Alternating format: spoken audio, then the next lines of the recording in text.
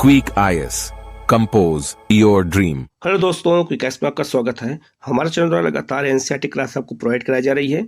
ये class 7 science के NCERT का 11वां चैप्टर है। प्रकाश, लाइट के बारे में बताया गया है। प्रकाश से जुड़े हुए जितने क्वेश्चन पूछे जा सकते हैं एग्जाम में, उनको उदाहरण सहित इसमें बताया गया है। वीडियो को अंत तक देखिएगा, बहुत सारे कॉन्सेप्ट आपको क्लियर हो जाएंगे। और ये फिजिक्स का ऐसा टॉपिक है कि हर एग्जाम में यहाँ से क्वेश्चन पूछे ही जाते हैं, तो आपके क्वेश्चन सही हो जाएंगे। हम लोग शुरू करते हैं सीधे जो है चैप्टर की ओर। आप लोग चैनल को सब्सक्राइब कर लीजिएगा, बेल आइकन को जरूर प्रेस कर लीजिएगा, जिससे इस तरह क्लास आपको लगातार मिलती रहे। ये क्लास 7 एनसीईआरटी साइंस में चैप्टर नंबर 11 है, प्रकाश, लाइट के बारे में हम लोग इसमें पढ़ेंगे। ये फिजिक्स का टॉपिक है, यहाँ से क्वेश्चन लाइट से हमेशा क्वेश्चन एग्जाम में पूछे ही जाते हैं, तो इसको बहुत अच्छे से हमें देखने की जरूरत है। हम लोग शुरू करते हैं। लिखा है, आपने पतली जो है झिर्री अथवा छिद्र से सूर्य के प्रकाश के किरण पुंज को कमरे में प्रवेश करते हुए देखा होगा। अक्सर देखा होगा सूर्य की रोशनी जो है जब कमरे में छोटे छिद्र से प्रवेश करती है, देखा होगा तो उसमें बहुत सारे धूल कण उड़ते हुए हमें दिखाई देते हैं। तो इस तरह से प्रकाश जो होता है वो सीधे जो है सरल रेखा में प्रवेश करता है। ठीक है, स्कूटर, कार या रेलगाड़ी के जो है इंजनों के जो है अग्रदीपों, हैंड लैंप से आते प्रकाश किरण पुंजों को भी आपने अवश्य देखा होगा। ठीक है, जैसे आप इस ट्रेन में यहाँ पर देख सकते हैं, ट्रेन के आगे जो लाइट जल रही है। ठीक है, इसी प्रकार टॉर्च से भी प्रकाश के किरण पुंज को देखा जा सकता है। संभवतः आप में से कुछ ने लाइट हाउस या विमानपत्तन, एयरपोर्ट के टावर की सर्च लाइट मतलब के कुछ पुंज को भी आप लोगों ने देखा होगा। और क्या आप अनुभव कर सकते हो? तो संकेत के रूप में वो अनुभव होता है। तो लाइट हाउस भी होता है, आप इस मैप पे यहाँ देख सकते हैं, ये लाइट हाउस है। ठीक है, तो ये लाइट हाउस जो है एक तरह से प्रकाश देता है। ये भी जो है बंदरगाहों के पास बनाए जाते हैं। ठीक है, तो ये सब प्रकाश देते हैं। तो यहाँ लिखा हुआ है, कितनी इंपॉर्टेंट बात बताई गई है कि प्रकाश सरल रेखा के अनुदिश गमन करता है। तो प्रकाश हमेशा सीधी रेखा में चलता है, कभी प्रकाश जो है तिरछा नहीं चलेगा, मतलब कि कभी भी प्रकाश सीधी रेखा के अलावा और किसी भी तरह से नहीं चल सकता है। तो लिखा है, बूझो कक्षा 6 में दिए गए एक क्रियाकलाप को स्मरण करता है। इस क्रियाकलाप में उसने एक मोमबत्ती की लौ ज्वाला की ओर पहले एक सीधी पाइप से और फिर मुड़े हुए पाइप से देखा था, जैसा क्लास 6 में बताया गया था। तो अगर हम मान लो यहाँ पे कोई लाइट जल रही है और यहाँ से सीधी पाइप से देखेंगे, तब तो हमें लाइट यहाँ से दिखाई देगी यहाँ। ठीक है, लेकिन अगर हम तिरछी पाइप के माध्यम से लाइट को देखने का प्रयास करेंगे तो हमें वो नहीं दिखाई देगी। क्यों? क्योंकि प्रकाश हमेशा सीधी जो है रेखा में गमन करता है, तिरछी रेखा में गमन नहीं करता है। ठीक है, जैसा क्लास 6 के एनसीईआरटी में बताया भी गया था। आगे लिखा है, बूझो मुड़े हुए पाइप से मोमबत्ती की लौ को क्यों नहीं देख पाया? मैंने अभी बता दिया, इसीलिए नहीं देख पाया क्योंकि प्रकाश सीधी रेखा में ही चलता है, और जो है जो मुड़ी हुई पाइपलाइन है वहां प्रकाश जा ही नहीं पाएगा। यह क्रियाकलाप दर्शाता है कि प्रकाश सरल रेखा में गमन करता है। हम प्रकाश के पथ को कैसे परिवर्तित कर सकते हैं? क्या आप जानते हैं कि जब प्रकाश किसी पॉलिश किए हुए चमकदार पृष्ठ सतह पर पड़ता है तो क्या होता है? तो उसका परावर्तन होता है, तो हमें वो अपना चेहरा भी दिखाई देता है। जैसे आप यहाँ देख सकते हैं, यहाँ दो चीज़ों को उदाहरण के रूप में जो भी वहाँ मैंने बताया वहाँ लिखा भी है। अगर आप एक पाइप से जो है मोमबत्ती को देखेंगे तो आपको ये मोमबत्ती का प्रकाश दिखाई देगा, लेकिन अगर आप तिरछी पाइप से देखेंगे तो मोमबत्ती आपको नहीं दिखाई देगी, क्योंकि प्रकाश सीधी रेखा में गमन करता है। ठीक है, अब हम बात करेंगे प्रकाश का परावर्तन। प्रकाश का परावर्तन से हमेशा क्वेश्चन पूछा ही जाता है। ठीक है, तो हम लोग पहले इसको देखते हैं। तो लिखा है, प्रकाश का परावर्तन से, और इसके उदाहरण भी पूछे जाते हैं कि प्रकाश के परावर्तन के क्या क्या उदाहरण हो सकते हैं। तो लिखा है, प्रकाश की दिशा को परावर्तित करने की एक विधि यह है कि इसे किसी चमकदार पृष्ठ पर डाला जाए। उदाहरण के लिए जो है स्टेनलेस इस्पात की चमकदार प्लेट अथवा इस्पात की जो है चमकदार चम्मच प्रकाश की दिशा को परावर्तित कर सकती है। जल का पृष्ठ होता है, जल का जो ऊपर का सरफेस होता है जो है वो भी जो है दर्पण की भांति कार्य करता है। तो आप जब कभी जल में देखते हैं तो आपका फेस दिखाई देता है, जैसे आप यहाँ पे देख सकते हैं। ये यहाँ पे जल है और जल में जो है पेड़ पौधों की छाया जो है नीचे यहाँ पे दिख रही है, तो ये परावर्तन के कारण ही देख सकते हैं हम। जब ये भी याद रखना, जब हम अपने चेहरे को शीशे में देखते हैं तो भी परावर्तन का ही उदाहरण होता है। तो लिखा है, जल का पृष्ठ भी दर्पण की भांति कार्य करता है, अतः दर्प जो है प्रकाश के पथ को बदल सकता है। क्या आपने कभी जल में पेड़ों अथवा इमारतों का परावर्तन देखा है? तो बिल्कुल देखा है। अगर आपसे कभी पूछा जाए कि अगर जल में किसी की परछाई दिखती है तो किसका उदाहरण है, अपवर्तन का, परावर्तन का, या फिर जो है आंतरिक परावर्तन का, तो वो है आपका परावर्तन का उदाहरण है। ये बात आपको याद रखना, इसी चीज को यहाँ पर एग्जाम्पल के थ्रू दिया गया है, इसीलिए आप सबको एनसीईआरटी पढ़ने की सलाह हमेशा दी जाती है कि आपको बिल्कुल बेसिक चीजें पता चल जाए। आगे लिखा है कोई भी पॉलिश किया हुआ या अथवा चमकदार दर्पण जो है पृष्ठ दर्पण की भांति कार्य करता है। जब प्रकाश किसी दर्पण पर पड़ता है तो क्या होता है, तो वो परावर्तित होकर के हमें वो दिखाई देता है। जैसे आप यहाँ देख सकते हैं, ये कहानी बचपन में आप लोगों ने बहुत सुना होगा कि शेर जो है और जंगल में जब वो कुएं में देखता है तो उसका जो है परावर्तन दिखाई देता है, तो इससे वो कूद जाता है उसमें, और ये जो है खरगोश जो है जंगल को पूरा शेर से बचा लेता है। ये कहानी आप लोगों ने सुना होगा। तो याद रखना, जब हम चाहे शीशे में देखें या पानी में जब अपना फेस देखते हैं तो वो परावर्तन का ही उदाहरण होता है। यही सब क्वेश्चन एग्जाम में आपसे पूछे जाते हैं एग्जाम में, तो इसको बहुत अच्छे से देखने की, हमें समझने की जरूरत होती है। ठीक है, आगे लिखा है आप जो है क्लास 6 में पढ़ चुके हैं कि दर्पण अपने ऊपर पड़ने वाले प्रकाश की दिशा को बदल देता है। दर्पण द्वारा प्रकाश की दिशा का यह परिवर्तन प्रकाश का परावर्तन कहलाता है। तो जो दर्पण में हम जो फेस देखते हैं वो भी हमें जो दिखाई देता है वो भी परावर्तन का ही परिणाम होता है। क्या आपको यह क्रियाकलाप याद है जिसमें आपने एक टार्च के प्रकाश को दर्पण द्वारा परावर्तित कराया था? तो आपको पता होगा, जैसे मान लीजिए अगर यहाँ पे कोई दर्पण लगा है और यहाँ से प्रकाश जब हम मारते हैं तो प्रकाश जब दर्पण में जाएगा तो वहां से रिफ्लेक्ट करता है, तो ये भी परावर्तन का ही उदाहरण माना जाता है। ठीक है, आगे लिखा है क्रियाकलाप देखते हैं। लिखा है एक टार्च लीजिए और इसके कांच के को जो है जैसा इसमें चित्र में दर्शाया गया है, काले रंग के चार्ट पेपर के टुकड़े से ढकिए जिसमें 3 पतली जो है झिर्रियां, मतलब उसमें छिद्र हो।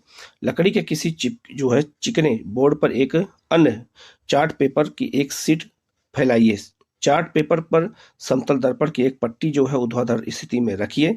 अब टार्च की झुर्रियों से जो है निकलने वाले प्रकाश किरण की पुंज को दर्पण पर डालिए। प्रकाश जो पड़ेगा वहां पर तो उसके पुंज को डालना है। तो टार्च को इस प्रकार संयोजित कीजिए कि इसका प्रकाश बोर्ड पर लगे, चार्ट पेपर के अनुदिश दिखाई दे। जैसे यहाँ पर आप देख सकते हैं, यहाँ पर टार्च को दिखाया गया है। ठीक है, ये टार्च है और यहाँ से जलते हुए जब शीशे पर लाया गया तो आप देख सकते हैं कि प्रकाश का परावर्तन कैसे अलग अलग दिशाओं में हो रहा है। ठीक है, आगे लिखा है अब इसकी स्थिति को इस प्रकार समायोजित कीजिए कि टार्च का प्रकाश समतल दर्पण पर एक कोण बनाते हुए टकराए। तो देखो कोण बनाते हुए टकरा रहा है कि नहीं टकरा रहा है। ठीक है, तो आप इसको देख सकते हैं कि किस तरह से प्रकाश का परावर्तन होता है। आगे लिखा है क्या दर्पण अपने ऊपर पड़ने वाले प्रकाश की दिशा परिवर्तित कर देता है? तो आप देख सकते हैं बिल्कुल परिवर्तित कर देता है। ठीक है, यहां से ये देख सकते हैं। ठीक है, आगे लिखा है अब टार्च को थोड़ा सा इधर उधर इस प्रकार हटाइए कि दर्पण पर प्रकाश पड़ता रहे। क्या आप परावर्तित प्रकाश की दिशा में कोई परिवर्तन देखते हैं? बिल्कुल देखते हैं। परावर्तन प्रकाश की दिशा के अनुदिश दर्पण में देखिए, क्या दर्पण में आपको टार्च पर लगी जो है झिर्रियां दिखाई देती हैं या झिर्रियों का प्रतिबिंब है? ठीक है, तो उसी चीज को यहाँ पर समझा दिया गया है। ठीक है, आगे लिखा है यह क्रियाकलाप दर्शाता है कि प्रकाश समतल दर्पण से किस प्रकार परावर्तित होता है, उसी चीज को बता दिया गया है। आइए दर्पणों में बनने वाले प्रतिबिंबों से खेलें और उनके विषय में कुछ और अधिक जानकारी को हम प्राप्त करते हैं। एक यहाँ चेतावनी दी गई है कि जलती हुई मोमबत्ती का उपयोग करते समय सावधानी बरतें। इस क्रियाकलाप को यदि आपने अध्यापक या घर के किसी सदस्य के साथ करें तो ज़्यादा अच्छा रहेगा, ना तो आपको जलने का खतरा हो सकता है, क्योंकि ये एनसीईआरटी बच्चों के लिए है, इसीलिए उनको खतरा हो सकता है, इसलिए ये चेतावनी जारी ऐसे एनसीईआरटी में की जाती है। आगे लिखा है एक समतल दर्पण के सामने एक जलती हुई मोमबत्ती रखिए। मोमबत्ती की लौ को दर्पण में देखने का प्रयत्न कीजिए। ऐसा प्रतीत होता है कि जैसे कि इसी प्रकार की एक मोमबत्ती दर्पण के पीछे रखी हुई है, जैसा दर्पण में दिखता है। जो मोमबत्ती दर्पण के पीछे रखी प्रतीत होती है, दर्पण द्वारा बनाया गया मोमबत्ती का प्रतिबिंब होता है। यह मोमबत्ती जो है किसी बिंब वस्तु का उदाहरण है। ठीक है, तो आप इस चीज को आप समझ गए होंगे अच्छे से। आगे लिखा है अब मोमबत्ती को दर्पण के सामने विभिन्न स्थितियों में रखिए। प्रत्येक अवस्था में प्रतिबिंब को देखिए। तो हर अवस्था में प्रतिबिंब बनेगा। तो क्या प्रत्येक दिशा में प्रतिबिंब सीधा बनता है? ठीक है, क्या प्रतिबिंब की लौ बिंब की लौ की भांति मोमबत्ती के ऊपरी सिरे पर दिखाई देती है? बिल्कुल दिखाई देती है। इस प्रकार के प्रतिबिंब को सीधा प्रतिबिंब कहते हैं। ठीक है, और समतल दर्पण ये आप देखिए जो यहाँ समझाया गया है आप ये देख सकते हैं, ठीक है। तो जो लौ यहाँ जल रही है आपको बिल्कुल वहाँ पर उसी तरह से दिखाई देगा, तो बिल्कुल मोमबत्ती का समतल दर्पण पर प्रतिबिंब यहाँ पे आपको देखने को मिल रहा है।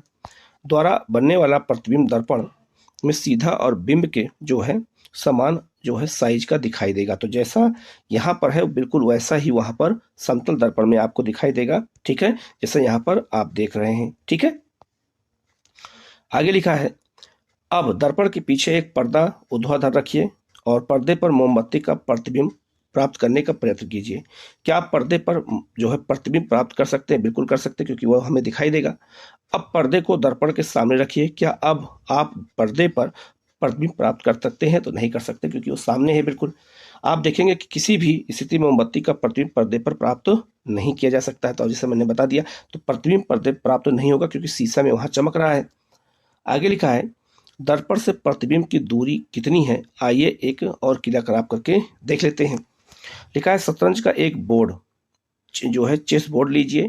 यदि चेस बोर्ड उपलब्ध ना हो तो एक चार्ट पेपर पर समान साइज के 64 वर्ग बनाइए। पेपर के मध्य में एक मोटी रेखा खींचिए। इस रेखा पर एक समतल दर्पण को ऊर्ध्वाधर, ठीक है, जैसे यहाँ समझाया गया है, आप देख सकते हैं, ठीक है, रखिए। दर्पण के सामने तीसरे वर्ग की सीमा पर कोई ऐसी वस्तु जैसे पेंसिल, शार्पनर रखिए। दर्पण में इसके प्रतिबिंब की स्थिति को नोट कीजिए। अब वस्तु को जो है चौथे वर्ग की सीमा पर रखिए। फिर से दर्पण के प्रतिबिंब में स्थिति को नोट कीजिए। क्या आप दर्पण से प्रतिबिंब की दूरी और दर्पण के सामने रखे प्रतिबिंब की दूरी का संबंध पाते हैं? तो बिल्कुल पाते हैं, जैसा यहाँ पे आपको देखा गया है। तो जितनी दूरी पर हम रखेंगे उतना दूरी पे हमें वहाँ पे वो दिखता हुआ मतलब दिखाई देगा, ठीक है। तो ये समतल दर्पण की विशेषता यह होती है, ठीक है। आगे लिखा है, आप देखेंगे कि प्रतिबिंब दर्पण से उसके पीछे उतनी ही दूरी पर होता है जितनी कि दर्पण से बिंब की दूरी होती है। अब इसकी पुष्टि चार्ट पेपर, चेस बोर्ड पर बिंब से किसी भी स्थान पर रख कर कर सकते हैं, तो हमें उसकी दूरी का पता आसानी से चल जाएगा, ठीक है। अब आते हैं हम लोग दक्षिण या वाम, ठीक है। ये क्या होता है? लिखा है, जब आप समतल दर्पण में अपना प्रतिबिंब देखते हैं तो क्या वह ठीक आपके जैसा दिखाई देता है? ठीक है, तो थोड़ा सा क्या होता है, या तो बड़ा दिखाई देगा या तो छोटा दिखाई देगा, तो कुछ कारण होता है उसके पीछे। क्या कभी आपने ध्यान दिया है कि आप तथा दर्पण में आपके प्रतिबिंब में एक रोचक अंतर है? आइए इसे ज्ञात करते हैं, ठीक है। आप यहाँ देख सकते हैं कि जो प्रतिबिंब जितना आकार होता है उतना आकार हमें उसमें शीशे में दिखाई नहीं देता है, ठीक है। तो लिखा है, आप देख सकते हैं, लिखा है, एक समतल दर्पण के सामने खड़े होकर अपने प्रतिबिंब को देखिए। अपने दक्षिण दाहिने जो है हाथ को ऊपर उठाइए। आपका प्रतिबिंब आपका कौन सा भाग ऊपर उठता है? अब आपके वाम बाएं हाथ कान को स्पर्श कीजिए। आपके प्रतिबिंब से हाथ आपके किस कान को स्पर्श करता है? ध्यान पूर्वक देखिए। आप देखेंगे कि प्रतिबिंब में दक्षिण वाम दिखाई पड़ता है और वाम दक्षिण दिखाई पड़ता है। जैसा कि आप यहाँ देख सकते हैं, बिल्कुल आपको ये उल्टा दिखाई देगा यहाँ पे, ठीक है। तो उसी चीज को दिखाया गया है कि ये जो है हमें बिल्कुल साफ दिखाई तो देगा, लेकिन उसका थोड़ा आकार क्या होगा, छोटा होगा। आगे बढ़ते हैं हम लोग। यहाँ लिखा है, ध्यान दीजिए कि केवल पार्श्व साइज में ही यह अदला बदली हुई है और प्रतिबिंब उल्टा ऊपर का भाग नीचे नहीं दिखाई देता है। अब एक कागज के टुकड़े पर अपना नाम लिखिए तथा इसे दर्पण के सामने पकड़कर रखिए। यह दर्पण में कैसा दिखाई देगा? तो बिल्कुल उल्टा दिखाई देगा, ठीक है। तो दर्पण में हमें क्या होता है, चीजें उल्टी दिखाई देती हैं, ठीक है। लिखा है आगे, क्या अब आप समझ सकते हैं कि जो रोगी वाहनों जो एम्बुलेंस होते हैं, एम्बुलेंस में हमेशा उल्टा क्यों लिखा होता है? तो एम्बुलेंस में गाड़ियों में उल्टा इसीलिए लिखा होता है कि जिससे अगर कोई सामने जो गाड़ी पीछे जा रही है तो शीशे में जब वो देखेगा अपनी गाड़ी में जो गाड़ी आगे जा रही होगी तो उसको समझ में आ जाएगा कि एम्बुलेंस उसको सीधा दिखाई देगा, इससे वो जो है तुरंत रास्ता को क्लियर कर देगा। इसीलिए एम्बुलेंस में उल्टा लिखा होता है, ठीक है। तो दर्पण का ही काम करता है। तो लिखा है, जो है जब रोगी वाहन के आगे जाने वाले वाहनों के चालक अपने जो है शीशे मतलब जो पश्च दर्पण जो होता है पीछे का जो दृश्य दिखाई देने वाला दर्पण होता देखते हैं, तो वह रोगी वाहन के जो है लिखे एम्बुलेंस को स्पष्ट पढ़ सकते हैं, क्योंकि वहाँ उल्टा लिखा है, वहाँ सीधा दिखाई देगा, और उसे आगे जाने के लिए रास्ता दे देते हैं। हम में से प्रत्येक का यह कर्तव्य है कि जो है रोगी वाहन का रास्ता रोके बिना उसे आगे जाने दें। एम्बुलेंस को हमेशा जाने के लिए कहा भी जाता है। आगे लिखा है, आपने देखा होगा कि स्कूटर या कार के जो है पार्श्व दर्पण में सभी वस्तुओं के प्रतिबिंब स्वयं वस्तुओं से छोटे दिखाई देते हैं। ठीक है, तो थोड़ा सा क्या होता है, छोटे दिखाई देते हैं। क्या आपने कभी सोचा है कि ऐसा क्यों होता है? तो आप इसको हम देखते हैं कि ऐसा क्यों होता है। आप यहाँ देखिएगा, जो दर्पण यहाँ लगा हुआ है, एक दर्पण यहाँ लगा हुआ है, आप देखिएगा तो इसी दर्पण से हम पीछे की ओर देखते हैं, और एक दर्पण यहाँ भी लगा होता है, ठीक है, गाड़ी की इस तरफ। तो ये याद रखना, जो ये वाला दर्पण होता है ये अवतल दर्पण होता है, और जो यहाँ साइड में लगा होता है वो उत्तल दर्पण होता है। ठीक है, और जो हेडलाइट में दर्पण लगा होता है ये भी अवतल दर्पण ही होता है। ये भी क्वेश्चन सब एग्जाम में पूछे जा चुके हैं। ठीक है, आगे लिखा है गोलीय दर्पणों से खेल। तो गोलीय दर्पण क्या होता है, लिखा है, पहेली तथा बूझो सायकाल भोजन के लिए प्रतीक्षा कर रहे थे। बूझो ने स्टेनलेस स्टील मतलब इस्पात की एक प्लेट उठाई और उसमें अपना प्रतिबिंब देखा। याद रखना, जो स्टेनलेस स्टील बनता है, याद रखना ये जो है जंग रहित इस्पात बनता है। और स्टेनलेस स्टील बनाने के लिए क्या क्या जरूरी होता है ये भी कहीं नोट कर लीजिएगा। लोहा, कार्बन, निकेल, मैग्नीज और जो है आपका कार्बन। ठीक है, और उसमें जो है थोड़ा सा निकल मिला देते हैं और कैडमियम मिला करके, और तब हम क्या बनाते हैं, स्टेनलेस स्टील बनाते हैं। तो इसको अच्छे से याद रखना। अरे यह प्लेट, आगे बढ़ते हैं, लिखा है, अरे यह प्लेट तो समतल दर्पण की भांति कार्य करता है। तो आप कभी प्लेट में देखेंगे तो आपका चेहरा दिखाई देगा। मेरा प्रतिबिंब सीधा और समान साइज का है। पहेली ने अपना प्रतिबिंब इस्पात की चम्मच के बाहरी अथवा पीछे वाले पृष्ठ पर उपयोग करके देखा। तो पहेली ने कहा कि बूझो इधर देखो, मैं भी अपना अपना सीधा प्रतिबिंब देख सकती हूँ, यद्यपि यह साइज में छोटा है। यह चम्मच भी इस प्रकार के दर्पण की भांति कार्य करता है। तो चम्मच में जो दर्पण दिखाई देगा, जो हमें फेस दिखाई देगा, दोनों में अंतर होगा। तो लिखा है, आप भी चम्मच या कोई भी वक्रीय चमकदार पृष्ठ का उपयोग अपना प्रतिबिंब देखने के लिए कर सकते हैं। ठीक है, जैसे आप यहाँ देखेंगे तो आप यहाँ देखिएगा, जैसे अगर हम चम्मच में अपना फेस देखते हैं तो हमें छोटा दिखाई देगा। ठीक है, और क्योंकि ये गोलीय होता है, अंदर से ये क्या होता है, ढाल होता है, बाहर की ओर जो है उभरा हुआ होता है, तो हमें जो है चेहरा अपना जो है बहुत छोटा दिखाई देगा। ठीक है, आगे लिखा है, स्टेनलेस इस्पात की एक चम्मच लीजिए और चम्मच के बाहरी पृष्ठ को अपने चेहरे के पास लाइए, और इसमें जो है देखिए, क्या आप इसमें अपना प्रतिबिंब देख पाते हैं? आप जो है, आपने जैसा प्रतिबिंब समतल दर्पण में देखा था, क्या यह प्रतिबिंब ऐसा भिन्न है? बिल्कुल भिन्न है। थोड़ा सा हमारा चेहरा भी जो है अलग साइज का दिखाई देगा। क्या यह प्रतिबिंब सीधा है? नहीं, सीधा नहीं होगा। क्या इसका साइज बिंब के साइज के समान है? नहीं, बिल्कुल छोटा होगा। तो छोटा होगा, ना कि बड़ा होगा। ठीक है, तो आप कभी प्रयोग करके देखेंगे तो आप कभी जब चम्मच में देखेंगे तो आपको इसी तरह का जो है प्रतिबिंब दिखाई देगा, उसमें आपका चेहरा भी स्पष्ट रूप से नहीं दिखाई देगा। ठीक है, आगे बढ़ते हैं। लिखा है कि जब चम्मच के भीतरी पृष्ठ पर उपयोग करके अपना प्रतिबिंब देखेंगे तो हो सकता है कि इस बार आपको अपना प्रतिबिंब सीधा और बड़ा दिखाई दे, जब हम उसको उल्टा कर देते हैं तब। ठीक है, यदि आप अपने चेहरे के प्रतिबिंब चम्मच की दूरी बढ़ाएं तो संभव है कि आपका जो है अपना उल्टा प्रतिबिंब देख सकते हैं। अपने चेहरे के स्थान पर अपने अपने पेंसिल अथवा पेंसिल जो पेन अथवा पेंसिल के प्रतिबिंब की इस तुलना हम कर सकते हैं। तो आप देख सकते हैं कि जब चम्मच को हम सीधा उल्टा करते हैं तो हमें प्रतिबिंब अलग अलग तरीके से दिखाई देते हैं। आगे लिखा है, चम्मच का वक्रीय चमकदार पृष्ठ एक दर्पण की भांति कार्य करता है। तो याद रखना, जो वक्रीय चमकदार दर्पण की भांति कार्य करता है, और गोलीय दर्पण वक्रित दर्पण का सबसे अधिक सामान्य उदाहरण होता है। यदि किसी गोलीय दर्पण का परावर्तक पृष्ठ अवतल है तो इसे अवतल दर्पण कहते हैं। यदि परावर्तक पृष्ठ उत्तल है तो इसे हम उत्तल दर्पण कहते हैं।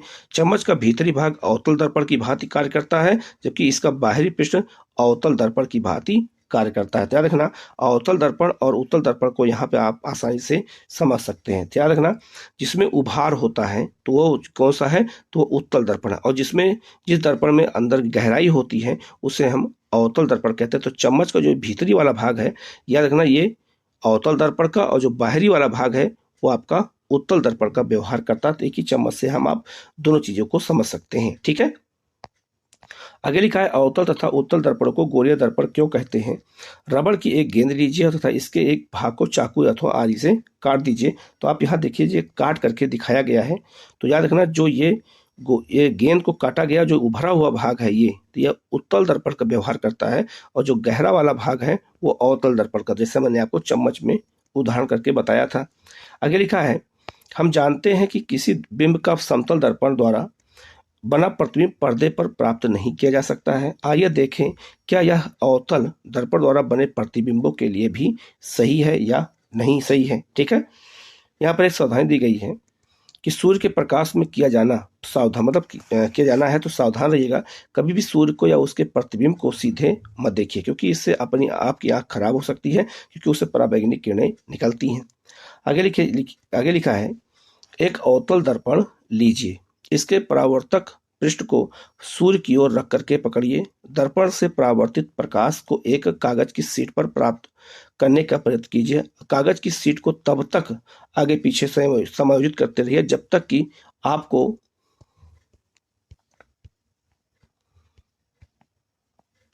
एक तीक्ष्ण स्पष्ट चमकदार बिंदु प्राप्त न हो जाए। ठीक है, दर्पण तथा कागज की शीट को कुछ मिनट के लिए स्थिर रखिए। क्या कागज जलना आरंभ कर देगा? तो बिल्कुल कागज क्या होगा, जलने लगा। आप यहाँ देख सकते हैं, जब हम सूर्य की रोशनी को दर्पण पे लाते हैं और यहाँ से जब ये इसका रिफ्लेक्शन पड़ता है और कागज पे जब पड़ता है तो कागज थोड़ा देर के बाद क्या होगा, जलने लगेगा। तो उसका प्रकाश इतना ज्यादा होता है। ठीक है, तो यह अवतल दर्पण के द्वारा ही हो सकता है। आगे लिखा है, यह चमकदार बिंदु वास्तव में सूर्य का प्रतिबिंब है।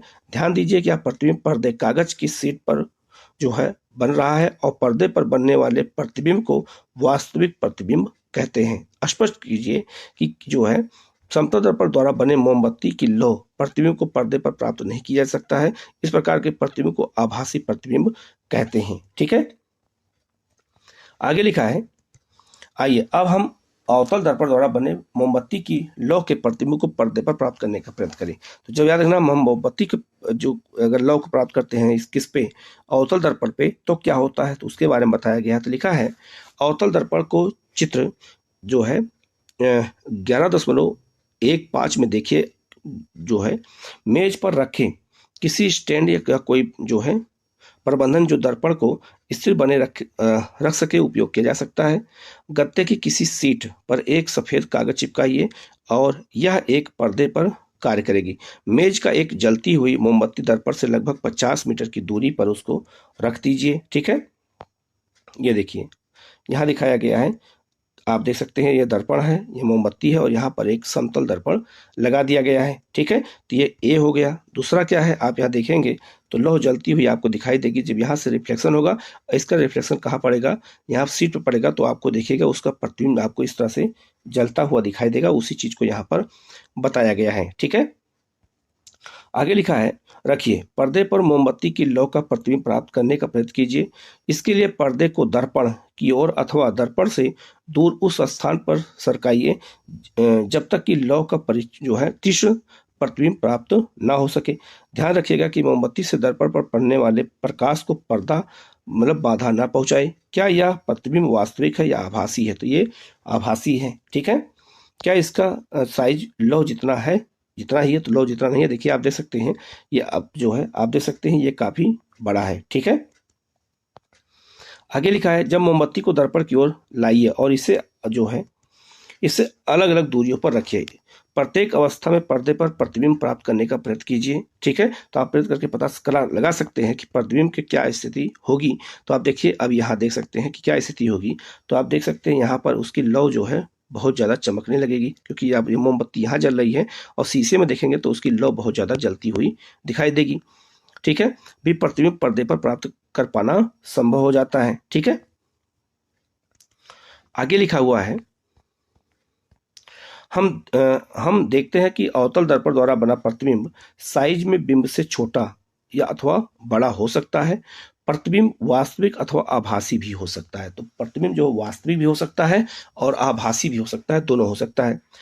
अवतल दर्पणों का उपयोग अनेक प्रयोजनों के लिए किया जाता है, जैसे संभवतः आपने डॉक्टरों को आंख, कान और नाक, गले का परीक्षण करते समय अवतल दर्पण का उपयोग करते हुए देखा होगा। तो एक क्वेश्चन एग्जाम में पूछा गया है कि जो आंख का डॉक्टर होता है, कान का डॉक्टर होता है, नाक का डॉक्टर, गले का डॉक्टर होता है, वो किस तरह के दर्पण का प्रयोग करता है? तो वो अवतल दर्पण का प्रयोग करता है। ये बात याद रखना, ये क्वेश्चन कई बार एग्जाम में पूछा जा चुका है। आगे लिखा है, अवतल दर्पण का उपयोग करते देखा होगा। अतः जो दंत होते हैं, दंत विशेषज्ञों द्वारा अवतल दर्पण का उपयोग दांतों को का बड़ा प्रतिबिंब देखने के लिए करते हैं।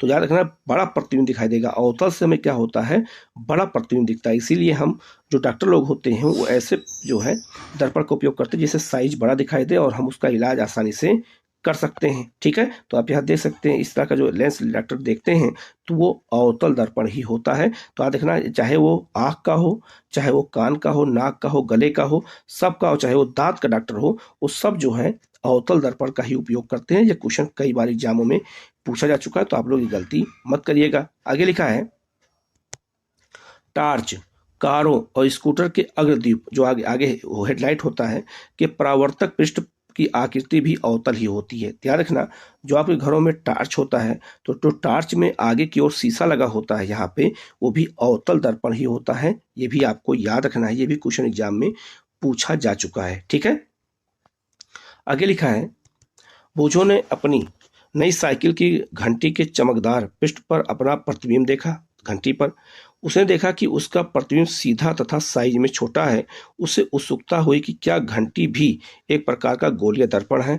क्या आप पहचान सकते हैं कि यह किस प्रकार का दर्पण होगा? तो वो जो है कैसा दर्पण होगा, तो वो क्योंकि साइज में छोटा दिख रहा है तो वो उत्तल दर्पण होगा। ध्यान दीजिए कि घंटी का जो है परावर्तक पृष्ठ उत्तल होता है, जैसे मैंने यहाँ पे आपको बता दिया, तो उत्तल होगा क्योंकि साइज में क्या हो रहा है, वो छोटा दिख रहा है। तो याद रखना, अवतल दर्पण में साइज बड़ा दिखता है आपका प्रतिबिंब और उत्तल दर्पण में साइज छोटा दिखता है। ठीक है, आगे लिखा है, क्रियाकलाप 11.7 को अब अवतल दर्पण के स्थान पर उत्तल दर्पण लेकर के दोहराइए। अपने दर्पणों को क्रियाकलाप जो है कि भांति सारणी पर अंकित कीजिए। तो आप देखिएगा, जब हम उत्तल जैसे अवतल दर्पण लगाए थे तो हमें जो ये मोमबत्ती का साइज था ये बड़ा दिखाई दे रहा था, लेकिन जब यहाँ उत्तल दर्पण लगा दिया गया तो मोमबत्ती का साइज क्या हो गया, यहाँ पर छोटा हो गया। तो आप देख सकते हैं कि उत्तल दर्पण में कोई भी साइज क्या हो जाता है, छोटा दिखाई देता है। तो लिखा है, क्या आप जो है उत्तल दर्पण द्वारा बिंब की किसी भी दूरी के लिए वास्तविक प्रतिबिंब प्राप्त कर सकते हैं? क्या आप बिंब के बड़े साइज का प्रतिबिंब प्राप्त कर सकते हैं? तो नहीं कर सकते, क्योंकि वहाँ साइज क्या होगा, छोटा दिखाई देगा। तो उत्तल दर्पण का उपयोग कहाँ करते हैं? लिखा है, क्या अब आप वाहनों के पर्श दर्पणों साइड मिरर में उपयोग किए जाने वाले दर्पणों को पहचान सकते हैं?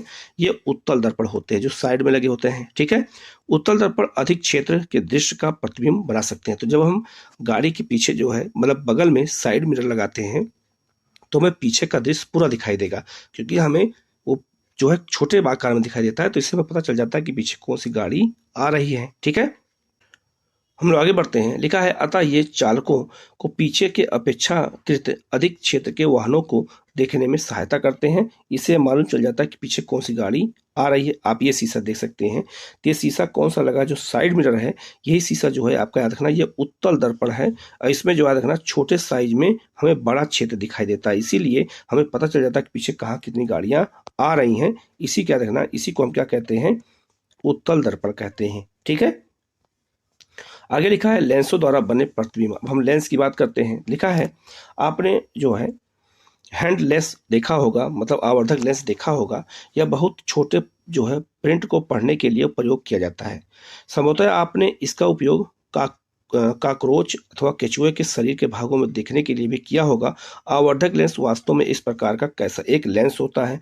तो याद रखना, जो हम किसी चीज़ को पढ़ने के लिए लगाते हैं, ये आप देख सकते हैं, ये आपका आवर्धक या हैंड लेंस है। इसका जब उपयोग हम छोटे अक्षरों को पढ़ने के लिए करते हैं तो ये भी उत्तल दर्पण होता है, अवतल दर्पण नहीं होता है। तो उत्तल दर्पण भी पढ़ने के उपयोग करने के लिए ही किया जाता है। ठीक है, आगे लिखा है, लेंसों का उपयोग व्यापक रूप से चश्मों, दूर दर्शकों, दूरबीनों और सूक्ष्मदर्शियों में किया जाता है। इस सूची में मतलब में लेंसों के कुछ अन्य उदाहरणों को उपयोग को जोड़कर आप पता लगा सकते हैं। ठीक है, तो याद रखना, चाहे वो चश्मा हो, चाहे दूरबीन हो और चाहे सूक्ष्मदर्शी हो, सब में उत्तल दर्पण का ही उपयोग होता है। अब आपको समझ में आ जाएगा, यही सब क्वेश्चन एग्जाम में आपसे उदाहरण के साथ पूछे जाते हैं। ठीक है, आगे लिखा है, कुछ लेंस लीजिए, उन्हें स्पर्श करके महसूस कीजिए। क्या आप केवल स्पर्श करके कुछ अंतर देख पाते हैं? वह लेंस जो किनारों की अपेक्षा बीच में मोटे होते हैं वो उत्तल दर्पण लेंस कहलाते हैं। तो आप देखा होगा, जैसे आप ये देखिएगा, जैसे आप यहाँ देखिएगा, जो बीच में मोटे होते हैं और किनारे पतले होते हैं। किनारे पतले होते हैं लेकिन बीच में जो मोटे होते हैं उन्हें हम उत्तल लेंस कहते हैं, ठीक है। और जो किनारों की अपेक्षा बीच में पतले महसूस होते हैं उन्हें हम अवतल लेंस कहते हैं। तो जो ये वाला दिखेगा तो किनारे पर मोटे होते हैं, अवतल लेंस किनारों पर मोटे होते हैं, बीच में पतले होते हैं। और उत्तल लेंस जो किनारों पर पतले होते हैं और बीच में मोटे होते हैं। तो इस लेंस का भी उपयोग हमारे यहाँ चश्मों में लोग करते हैं, ठीक है। ठीक है, जब निकट दृष्टि दोष और दूर दृष्टि दोष होता है तब ऐसे ही लेंसों का उपयोग किया जाता है। आगे दिखेगा लिखा है, ध्यान दीजिए कि लेंस पारदर्शी होते हैं और इनमें से प्रकाश गुजर सकते हैं, इनसे प्रकाश जा सकते हैं, तभी हमें चश्मा लगाने पर दिखाई देता है। आगे लिखा है, एक उत्तल लेंस अथवा आवर्धक लेंस लीजिए, इसे सूर्य की किरणों के मार्ग में रखिए। जो है एक कागज की शीट रखिए और लेंस तथा कागज के बीच की दूरी को इस समय तक समायोजित कीजिए जब तक कि आपको कागज पर एक चमकदार बिंदु प्राप्त न हो जाए। इस स्थिति में लेंस तथा कागज के कुछ मिनट पर रखिए। क्या कागज जलना आरंभ कर देता है तो कागज नहीं जलेगा, ठीक है। ये देखिएगा तो यहाँ पे कागज जो है आप देखिएगा तो नहीं जलेगा क्योंकि यहाँ उत्तल दर्पण है ये, और अवतल दर्पण में आग लगती है, ठीक है। तो लिखा है, अब उत्तल लेंस को अवतल लेंस से बदल दीजिए। क्या अब भी आपको कागज पर चमकदार बिंदु दिखाई देगा? बिल्कुल दिखाई देगा, और उससे आग भी लग जाएगी। आगे लिखा है, हमने दर्पणों के लिए देखा है कि बिंब की विभिन्न स्थितियों के लिए प्रतिबिंबों की प्रकृति तथा साइज बदलते हैं। क्या लेंसों के लिए भी ये मान्य होते हैं? तो बिल्कुल होते हैं, ठीक है। इसके बाद आगे बढ़ते हैं हम लोग।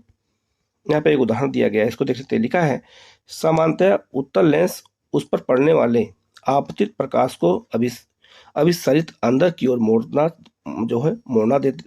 देते हैं, इसलिए इसे अभी सारी लेंस भी कहते हैं। इसके विपरीत अवतल लेंस आपतित प्रकाश को जो है अपसारित कर देते हैं, इसलिए हम इसे अपसारी लेंस भी कहते हैं। याद रखना, उत्तल लेंस जो होते हैं उन्हें अभिसारी लेंस कहते हैं, और जो अवतल लेंस होते हैं उन्हें हम अपसारी लेंस भी कहते हैं।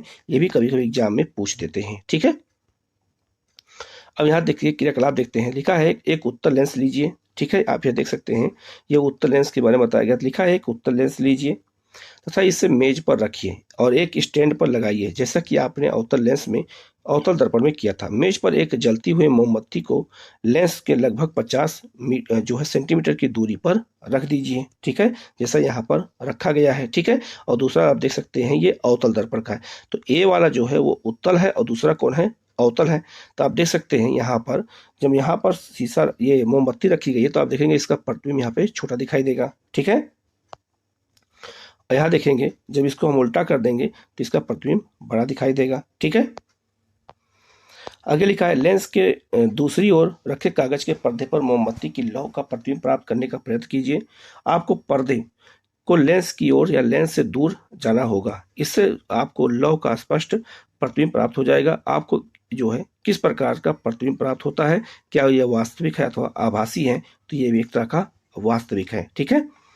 आगे लिखा है, अब लेंस से मोमबत्ती की दूरी को जो है बदलिए। प्रत्येक अवस्था में कागज के पर्दे को सरकाकर इस पर मोमबत्ती की लौ का प्रतिबिंब प्राप्त करने का प्रयत्न कीजिए। तो आपको उसी तरह के परिणाम निकलेंगे जैसे यहाँ पे आप देख सकते हैं, ठीक है।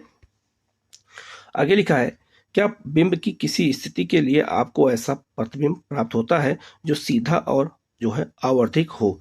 क्या इस प्रतिबिंब को पर्दे पर प्राप्त किया जा सकता है? बिल्कुल किया जा सकता है, ठीक है। क्या यह जो है वास्तविक या जो है आभासी है? तो ये बिल्कुल आभासी होता है। आगे लिखा है, ऐसी स्थिति में उत्तल लेंस को आवर्धित लेंस की भांति उपयोग किया जा सकता है। इसी प्रकार अवतल लेंस द्वारा बने प्रतिबिंबों का अध्ययन कीजिए। तो दोनों का अध्ययन करेंगे तो दोनों का हमें अलग अलग प्रतिबिंब हमें दिखाई देगा। अब हम बात करेंगे सूर्य का प्रकाश श्वेत अथवा रंगीन, ठीक है, जो इंद्रधनुष बनता है उसके बारे में बात कर लेते हैं। लिखा है, क्या आपने आकाश में कभी इंद्रधनुष देखा है? तो देखा होगा, इंद्रधनुष देखते हैं तो बाहर की ओर लाल रंग होता है और अंदर की ओर बैंगनी होता है, आप जैसे यहाँ पे देख सकते हैं। और कभी कभी एक साथ दो इंद्रधनुष बनते हैं तो उनका भी अलग कारण होता है, ठीक है। तो लिखा है, आपने ध्यान किया होगा कि यह प्रायः वर्षा के पश्चात दिखलाई देते हैं। तो याद रखना, जो इंद्रधनुष बनते हैं उनमें 7 रंग होते हैं, हमेशा वर्षा के समय ही ऐसा बनते हैं। आगे लिखा है, जब सूर्य आकाश में क्षितिज के पास होता है, मतलब कि किसी एक तरफ होगा, चाहे वो आपका चाहे पश्चिम की तरफ हो और चाहे पूरब की तरफ हो, ठीक है। इंद्रधनुष आकाश में अनेक रंगों के बड़े जो है धनुष के आकार के दिखाई देते हैं। ध्यान रखना, इंद्रधनुष के लिए याद रखना, अगर सुबह के का समय है तो सुबह अगर सूरज पूरब की ओर है तो इंद्रधनुष कहाँ बनेगा, पश्चिम की ओर बनेगा, क्योंकि सूर्य रोशनी रिफ्लेक्ट होगा ऐसे।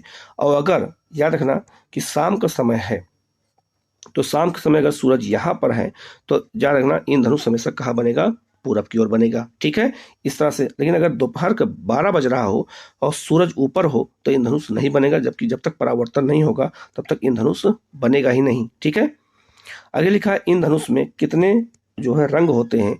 मोटे तौर पर इंद्रधनुष में 7 रंग होते हैं। लाल सबसे ऊपर का होता है, लाल होता है, फिर नारंगी, पीला, हरा, नीला, जामुनी और बैगनी। तो दोनों किनारों पर लाल और बैगनी होते हैं और बीच में कौन होता है, तो बीच में याद रखना हरा होता है, ठीक है।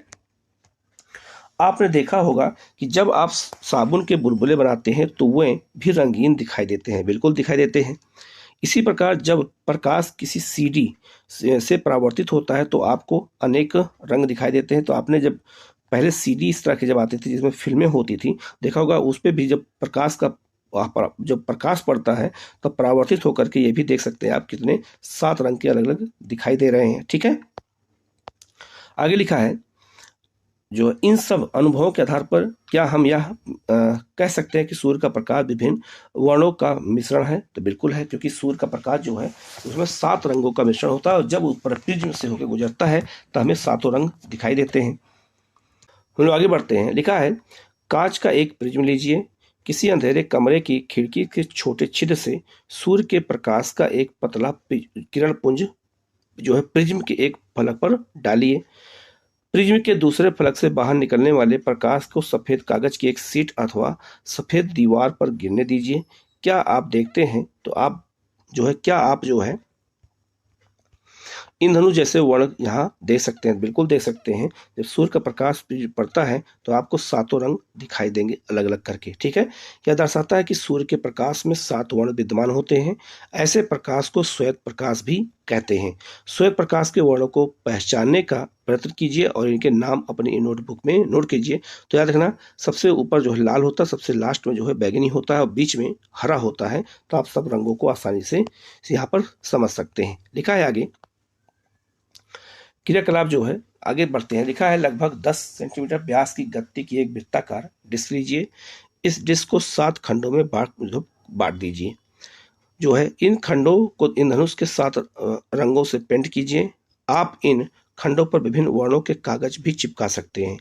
डिस्क के केंद्र पर एक छोटा छिद्र बनाइए और डिस्क को एक बाल पेन के जो है रिफिल की नोक पर जो है ढीले से लगाइए और सुनिश्चित कीजिए कि डिस्क स्वतंत्रता पूर्वक काम कर रही है या नहीं कर रही है। यहाँ जैसे दिखाया गया है, ठीक है। ये रिफिल है पेन की और इस पर लगा दिया गया है, ठीक है। तो 7 वर्णों वाला कोई डिस्क रख दीजिए और जब घुमाएंगे तो हमें वो केवल श्वेत प्रकाश दिखाई देंगे। आप ये देख सकते हैं, हमें 7 रंग एक साथ दिखाई नहीं देंगे। उसी चीज को यहाँ पे समझाया गया है। तो लिखा है डिस्क को दिन के प्रकाश में घुमाइए। जब डिस्क तेजी से घूमती है तो वर्ण आपस में मिल जाते हैं और डिस्क के श्वेत प्रकाश ही प्रतीत होता है और कोई प्रकाश नहीं दिखाई देगा। इस डिस्क को समांतर न्यूटन की डिस्क कहते हैं। तो जब तेजी से घुमाते हैं तो 7 रंग आपस में मिल जाएंगे तो हमें केवल श्वेत रंग ही दिखाई देंगे। ये बात याद रखना, ठीक है। आगे हम लोग बढ़ते हैं, नोट्स के रूप में देख लेते हैं। लिखा है प्रकाश सरल रेखा के अनुदिश ही गमन करता है, जैसा मैंने आपको बताया था। कोई भी पॉलिश किया हुआ अथवा चमकदार पृष्ठ दर्पण की भांति व्यवहार करता है, बिल्कुल जानते हैं। जिसे फर्श भी दर्पण की तरह काम करता है। जो प्रतिबिंब पर्दे पर प्राप्त किया जा सके वो वास्तविक प्रतिबिंब कहलाता है। जिस प्रतिबिंब को पर्दे पर प्राप्त नहीं किया जा सकता उसे हम आभासी प्रतिबिंब कहते हैं। समतल दर्पण द्वारा बना प्रतिबिंब सीधा होता है, ठीक है। समतल दर्पण पर प्रतिबिंब कैसा होता है, सीधा होता है या आभासी होता है तथा बिंब के समान साइज का होता है। प्रतिबिंब जो है दर्पण के पीछे उतनी ही दूरी पर बनता है जितनी की दर्पण के सामने आप खड़े होते हैं, ठीक है। तो समतल दर्पण में बिल्कुल समान बनता है। दर्पण द्वारा बने प्रतिबिंब में बिंब का जो वाम भाग है वो प्रतिबिंब के दाहिने भाग की भांति व्यवहार करता है, बिल्कुल उल्टा दिखाई देता है। और तथा बिंब का दक्षिण भाग जो है वो बाएं तरफ दिखाई देता है, बिल्कुल उल्टा दिखाई देता है। अवतल दर्पण वास्तविक तथा उल्टा प्रतिबिंब बनाता है। ये क्वेश्चन कई बार एग्जाम आ चुका है कि अवतल दर्पण वास्तविक और उल्टा प्रतिबिंब बनाता है। जब बिंब को दर्पण के अत्यंत निकट रखते हैं तो प्रतिबिंब आभासी, सीधा और आवर्धित होता है। उत्तल दर्पण द्वारा बना प्रतिबिंब सीधा, आभासी और साइज में बिंब से छोटा होता है, जैसा समझाया था मैंने।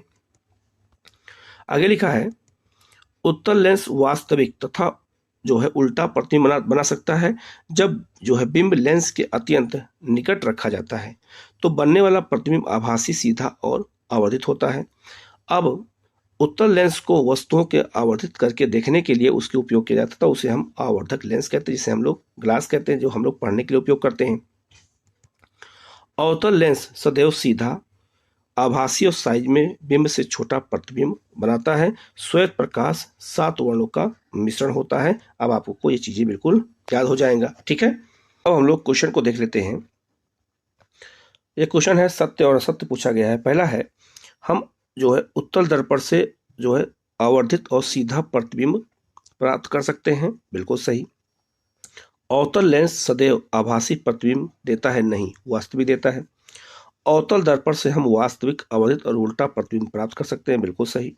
वास्तविक प्रतिबिंब को पर्दे पर प्राप्त नहीं किया जा सकता है, किया जा सकता है।